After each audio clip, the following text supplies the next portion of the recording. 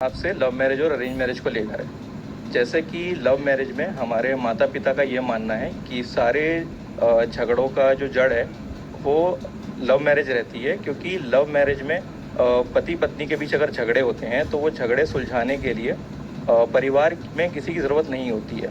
हालांकि arrange marriage में दो परिवार आपस में जुड़ के एक रिश्ता तय करते हैं, तो वह रिश्ता सामाजिक दबाव के तहत सफल हो जाता है। अब इसमें सर आपकी क्या राय है? लव मैरिज ज़्यादा बेहतर है या अरेंज मैरिज ज़्यादा बेहतर है? मेरा ख्याल ये है कि अरेंज मैरिज में कुछ फ़ायदे ऐसे हैं जो लव में नहीं हैं।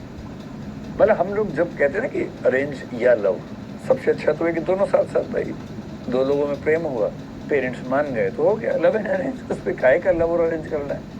होना तो ऐसा ही है कि दोनों चीज़ साथ साथ हों। पर हम लोग मान के चलते हैं कि लव मैरिज का मतलब है कि लड़का लड़की भाग के गए होंगे ट्रक के पीछे बैठ के और पेरेंट्स से तलवारें निकाल ली होंगी, यही लव मैरिज होती है। और अरेंज का मतलब है कि लड़के से पूछा भी नहीं होगा, लड़की से पूछा भी नहीं होगा और शादी कर दी होगी। ऐसा होता नहीं। आजकल अरेंज मैरिज लव की ओर बढ़ रही है। लड़के लड़की को बोलते हैं बात कर लो, आधा घंटा बात कर लो, 1 घंटा बात कर लो, कुछ तो जानो एक दूसरे को।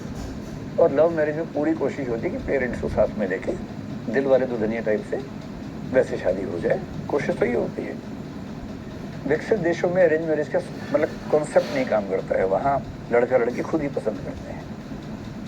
ये वहाँ अगर आप बोलेंगे कि मेरे फूफा जी ने पसंद की मेरी लड़की, तो वो लोग हंस के मर जाएंगे, समझ ही नहीं पाएंगे क्या हुआ है।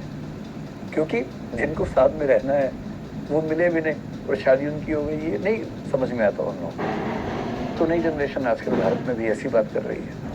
अरेंज मैरिज में फ़ायदा ये है कि आपको एक भरा पूरा सोशल स्ट्रक्चर मिल जाता है।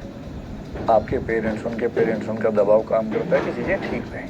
थोड़ा बहुत तनाव हो तो अलग नहीं हो गए, दबाव से, बातचीत से चीज़ें ठीक हो जाती है। प्रेम विवाह में ये कि आप जानते हैं किसके साथ गए हैं, तो एक कंफर्ट लेवल ज़्यादा रहता है। विफल दोनों होते खूब होते हैं। अरेंज मैरिज की नहीं चल पाया, नहीं सहमति बन गई।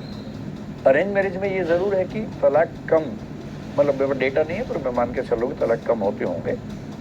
पर तलाक कम होना मेरे हिसाब से कोई क्राइटेरिया है नहीं, क्योंकि ऐसी ज़िंदगियां ज़्यादा वहाँ पर हैं जहाँ तलाक हो जाना चाहिए था पर हो नहीं पा रहा है दबाव की वजह से। उस लाइफ को मैं तो लाइफ नहीं मान रहा हूँ। अगर आप उसको बहुत अच्छी ज़िंदगी मान रहे हैं, अगर ये सर्टिफिकेट है कि देखो ज़िंदगी गुजार ली साथ में, तो फिर तो बात अलग है। लव मैरिज में क्या होता है कि अगर वो थोड़ा सा आकर्षण हुआ 6 महीने 1 साल का और आपने शादी कर ली उत्साह में आके, तो बहुत खतरा है कि बम फटेगा अगले कुछ साल के अंदर अंदर। तनाव वहाँ ज़्यादा क्यों होता है? क्योंकि परिवार छोड़ देता है, बेदखल, इधर से बेदखल हो गए। अब 2 लोग साथ में हैं, कोई भी 2 लोग साथ में रहेंगे 24 घंटे तो वो भिड़ ही जाएंगे आपस में। पहले क्या था कि 2-3 भाई बहन थे, उनसे बात हो गई, पेरेंट्स से बात हो गई, इधर बात हुई उधर बात हुई, अब वो सब हट गए। इन 2 लोगों पर इमोशनल ओवरलोड इतना ज़्यादा है कि सामान्य स्थितियों में अच्छी शादी चलनी भी होती तो अब नहीं चलेगी, क्योंकि उनके पास कोई है ही नहीं अपनी बात रखने के लिए। इतना अकेलापन हो जाता है। इससे प्रेम विवाह ज़्यादा अच्छे वही चलते हैं जहाँ परिवार साथ में होता है। जहाँ परिवार से झगड़ के होगी शादी, वहाँ खतरा ज़्यादा है कि नहीं चल पाएगा, क्योंकि इमोशनल ओवरलोड हो जाएगा। फिर दोनों लोग पढ़े लिखे होते हैं आमतौर पे दोनों नौकरी भी कर रहे हैं, स्वतंत्र हैं, जिम्मेदारियां अपनी निभा सकते हैं, फाइनेंशियली इंडिपेंडेंट हैं। जब 2 स्वतंत्र और जिंदा लोग साथ में जुड़ते हैं तो कोई दबाव ज़्यादा मानने के मूड में होता नहीं है। कानून भी पता होता है, अपने अधिकार भी पता है। तो ऐसे 2 लोग जो बराबर हैं, अधिकार पता है, अपना खर्चा उठा सकते हैं, किसी की धौंस क्यों सहेंगे?